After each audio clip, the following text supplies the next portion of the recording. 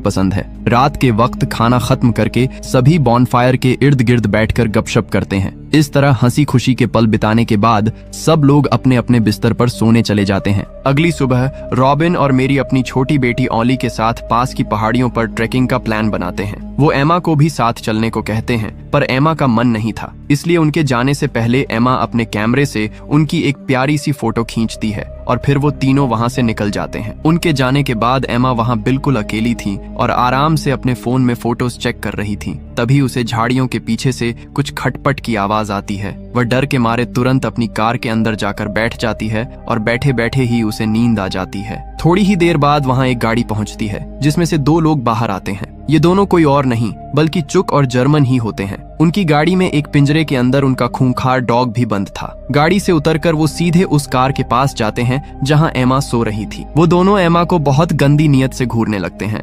German अपने भाई से कहता है कि चलो इसे यहाँ से उठा लेते हैं, ऐसा बढ़िया मौका हमें फिर नहीं मिलेगा। चूक उसे टोकते हुए कहता है कि तुम्हारी इन्हीं हरकतों की वजह से पिछली बार तुम्हें जेल की हवा खानी पड़ी थी। लेकिन जर्मन उसकी बात को काटते हुए कहता है कि जो भी होगा हम बाद में देख लेंगे, पर आज यह मौका हाथ से नहीं जाना चाहिए। इसके बाद जर्मन यह कंफर्म करने के लिए टेंट की तरफ जाता है कि एमा के साथ कोई और भी है या वो एकदम अकेली है। इसी बीच एमा की नींद खुल जाती है और शीशे के बाहर एक अनजान चेहरे को देखकर वह बुरी तरह सहम जाती है। चूक एमा को तुरंत कार से बाहर आने का हुक्म देता है, पर एमा उसके गंदे इरादे भांप लेती है और बाहर आने से साफ इनकार करते हुए उन्हें वहां से चले जाने को कहती है। लेकिन चुक तो पहले ही अपना मन बना चुका था, इसलिए वह एमा पर बाहर निकलने का दबाव डालता है। खौफ के मारे एमा कार का हॉर्न जोर जोर से बजाने लगती है। हॉर्न की आवाज सुनते ही जर्मन को समझ आ जाता है कि लड़की उठ चुकी है और मदद मांग रही है। वह तुरंत अपनी गाड़ी से गन निकालता है और एमा पर तान कर उसे डराते हुए बाहर निकलने को मजबूर करता है।